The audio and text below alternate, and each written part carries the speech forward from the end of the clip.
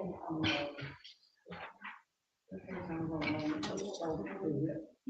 saw that. It is good.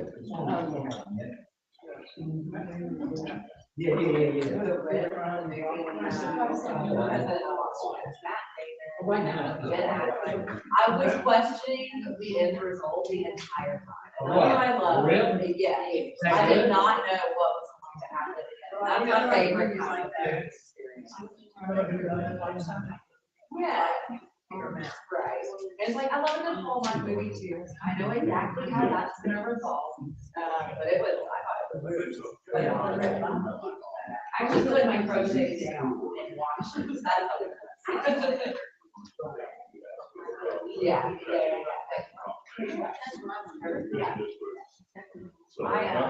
I'm not always but I have always.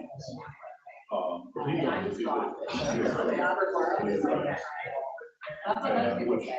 Gives you things to look at too, but it's not actually why you want to go. Oh, I think as a person, I wouldn't like it very much, and I'm sure I did it scary. There were some sweets that have been.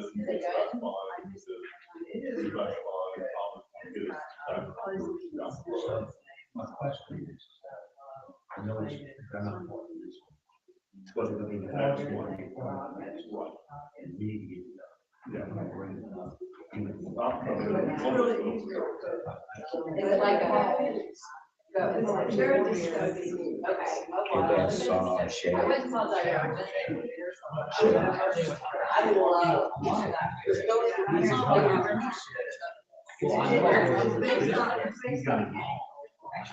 yes, I do know about the game.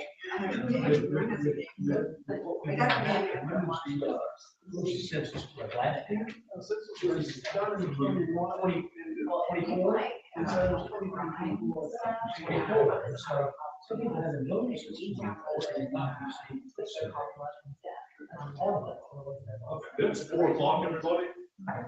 So I'm going to go ahead and call this meeting of Macon-Bibb County Board of Elections February 12th to order. Our chairman, Mr. Abbott, is not going to be here today, so I will be presiding in his stead. Our first order of business is approval of minutes for regular board meeting held on January 15th, 2026. So moved. There's a motion to approve. There's a motion and a second. Any discussion? Hearing none, we'll move to a vote. All those in favor, please signify by saying aye. Aye. Those opposed? That passes. Next up is approval of minutes for the special call board meeting held January 23rd, 2026. So moved. There's a motion to approve. Is there a second? Second. There's a motion and a second to approve. Any discussion? Hearing none, we'll move to a vote. All those in favor, please signify by saying aye. Aye. Those opposed? That passes.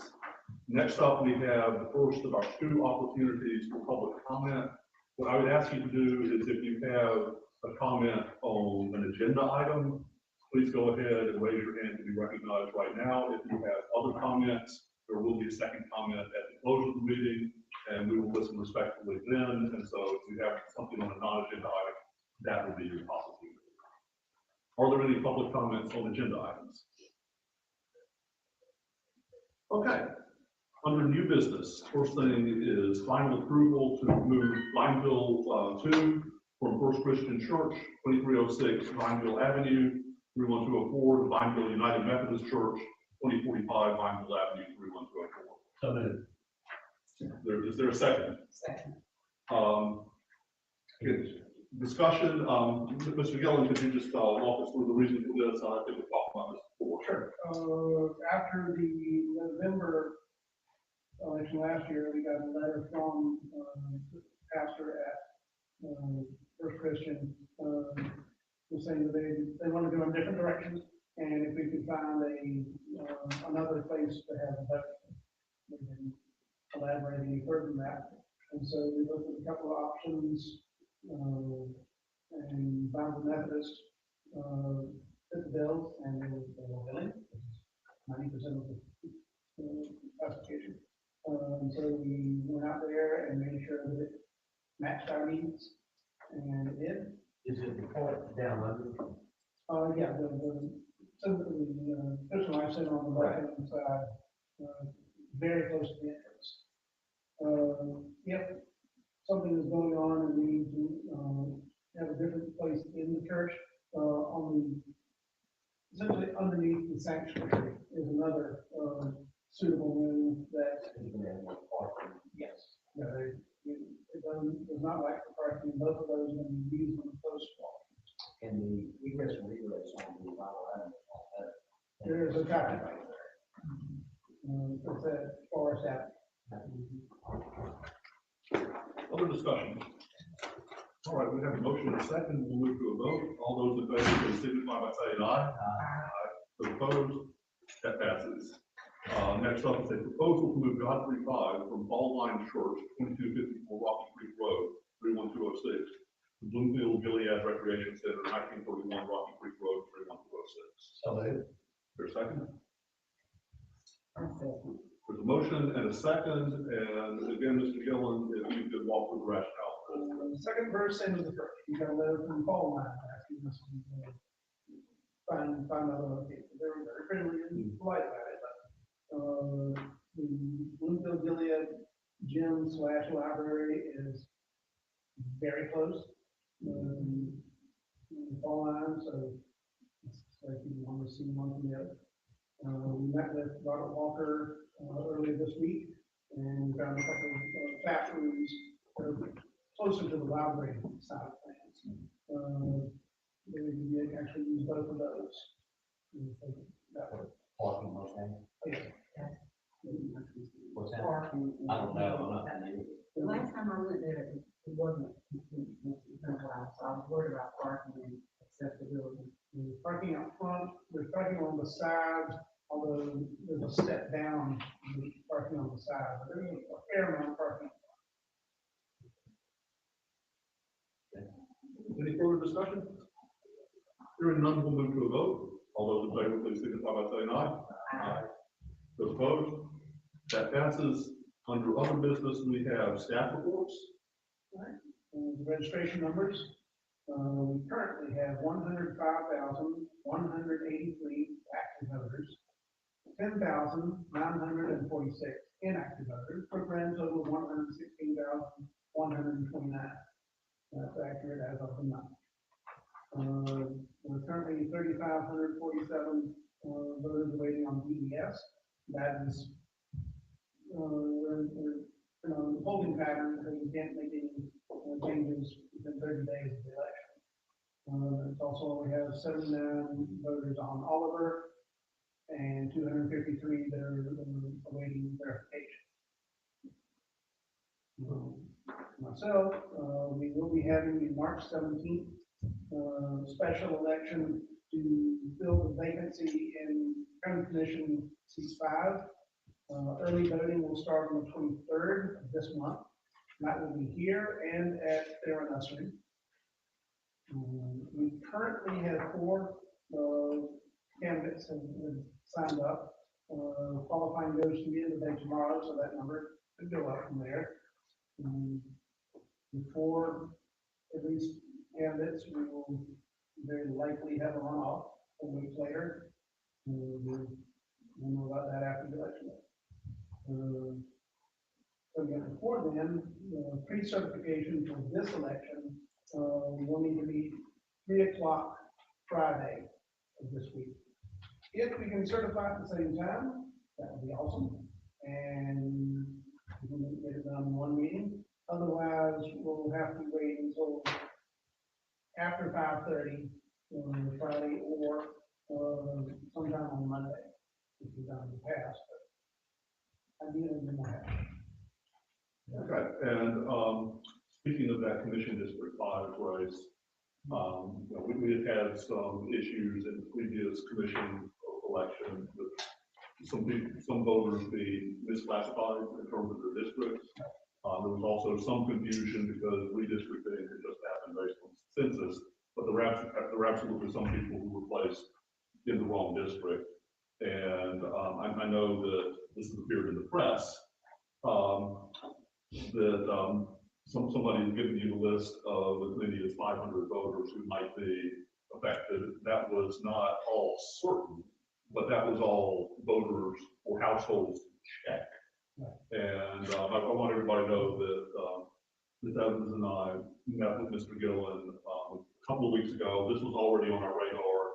And then, Mr. Hatcher's, database basically gave us, a bunch of clues.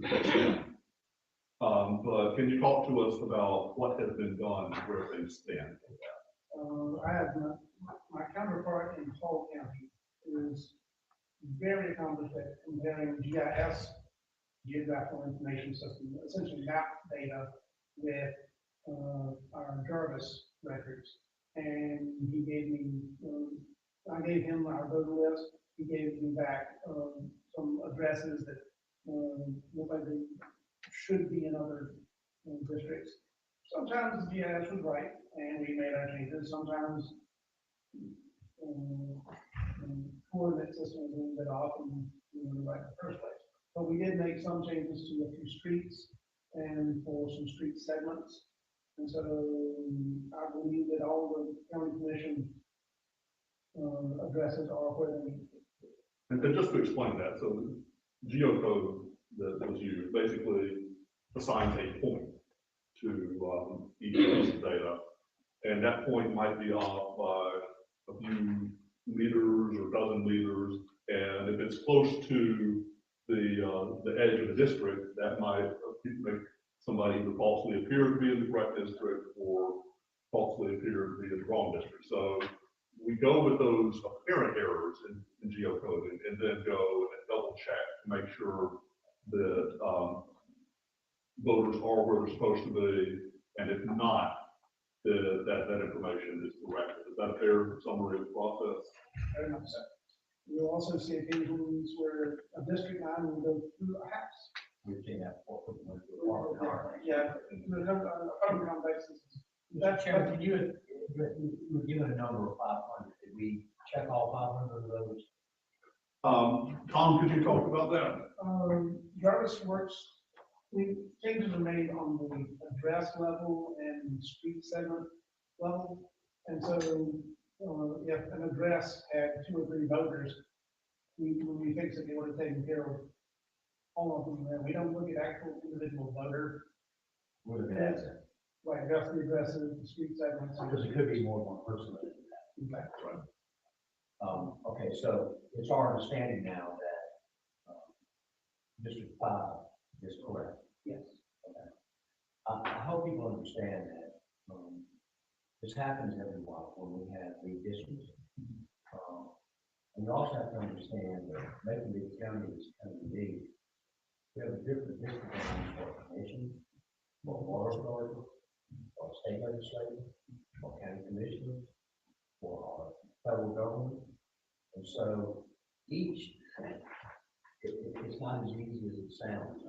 We have so many different districts that it makes it very difficult. And nothing here was intentional, and I've said this before, the people that watch what we do make us better. And so I appreciate that you bring this to life straight, although these guys are working on it. But it happens every 10 years. Right. And there are a lot of combinations to get correct there. Of course, it's incumbent on us to do that. That's what the voters have a right to expect. Right. So I'm grateful that Commissioner Bryant was early and in bringing this to our attention and very persistent. I think that was appropriate. And so, as Mr. Kaplan said, when people bring these things to our attention, it makes it better. I am concerned that there may be some voters who are not confident that they will in fact get the correct ballot when they go to vote. And what I would like to do is basically stress test this a little bit after we get through Tuesday and invite some of the people in who had problems before or groups who called our attention to this.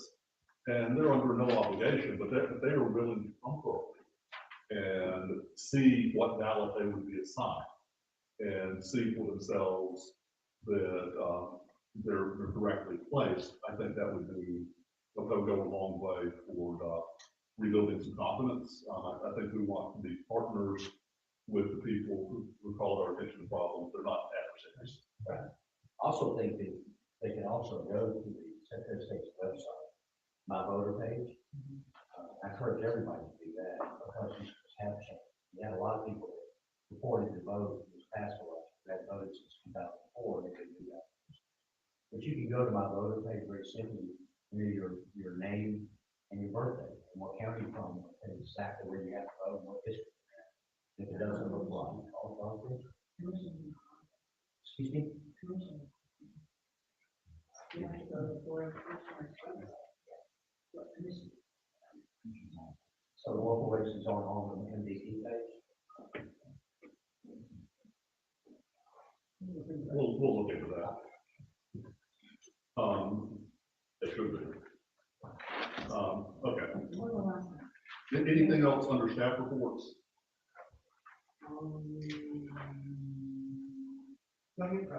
Okay.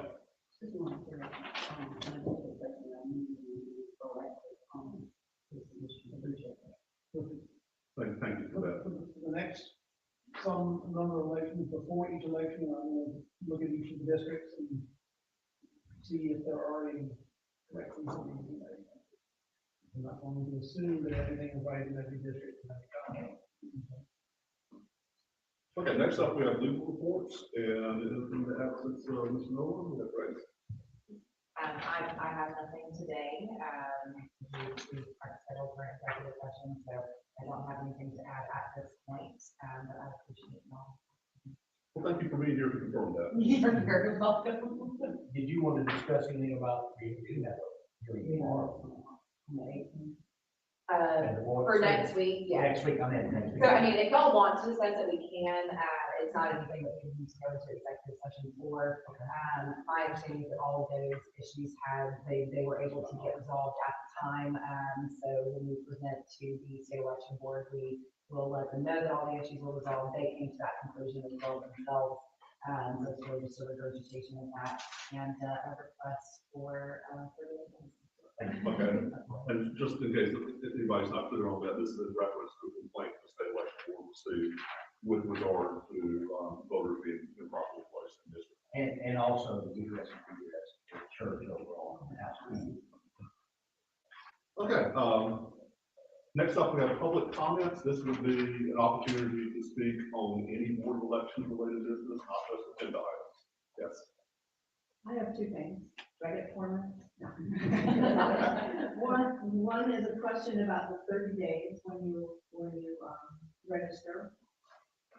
We've had election after election after election. When will they be allowed to vote?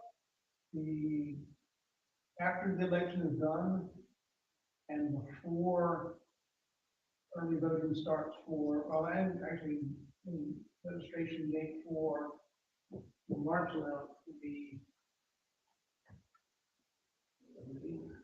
or thereabouts. So we may have a window, I'm going to check and see if we have a window where we can't make any changes. Because every election is overlapping through May. Exactly, that's why I'm asking. Right. And I would just remind everybody, I understand the spirit of the question intended, but this is a period for comments, not for back and forth. But we are happy to speak with citizens after the meeting as well. I think it's a reasonable question. It's just that the best advice we've received is that public comment should strictly be public comment. Okay, well, this is a comment now. I voted on Tuesday. Well, when I was here, I assisted one gentleman who was using a walker, who recently gotten out of the hospital. He wasn't able to vote in the election, only the runoff, because he was in the hospital. And I helped him. I stayed with him while he rested, and he made a check. While I was there, a lady was bringing her absentee ballot with her walker. I would have volunteered to drop off her ballot for her, but that would have been against the law. Additionally, 2 ladies with canes, and I am embarrassed for Macon-Bibb. I'm completely embarrassed that this is what we have become. And I'm shocked that no one has filed a lawsuit with because of the Americans with Disabilities Act. And I think something needs to be done.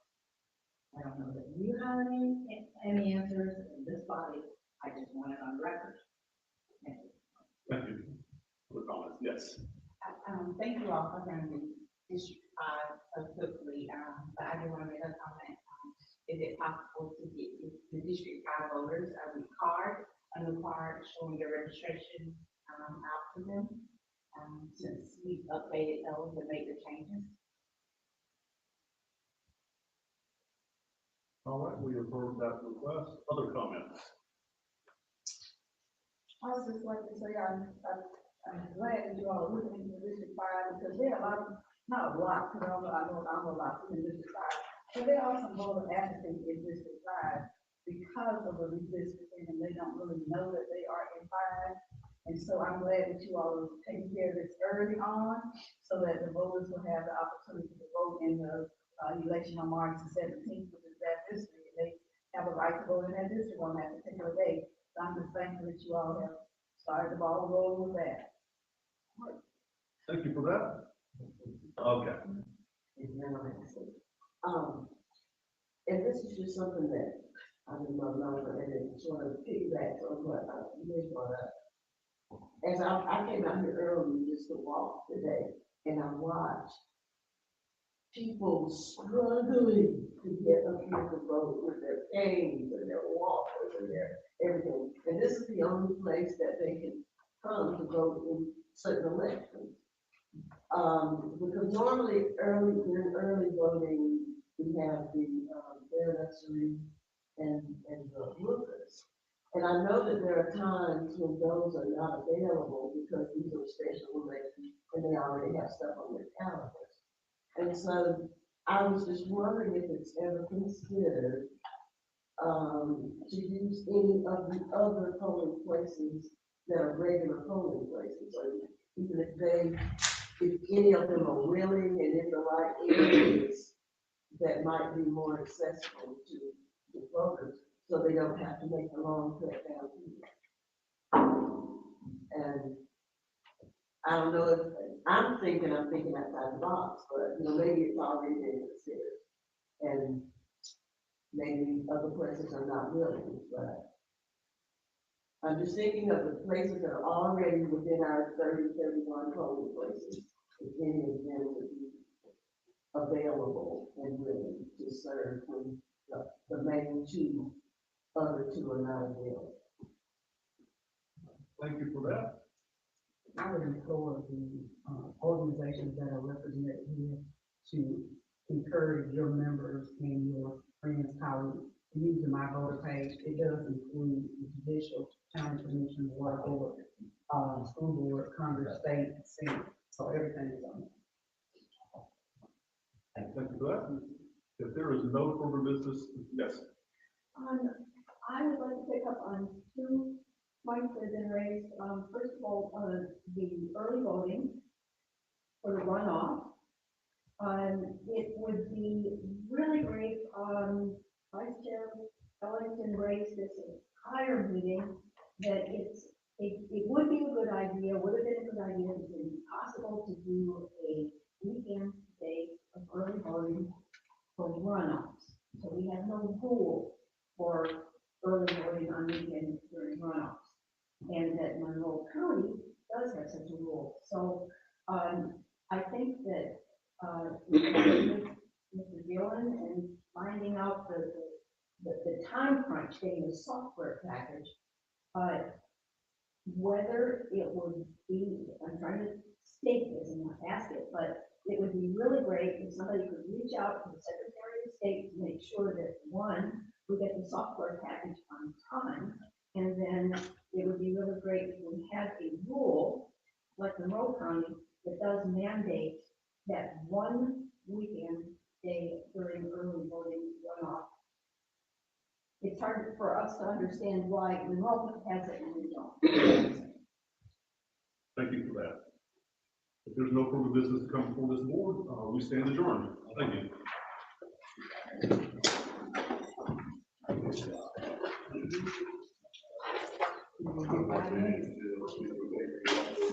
I know you.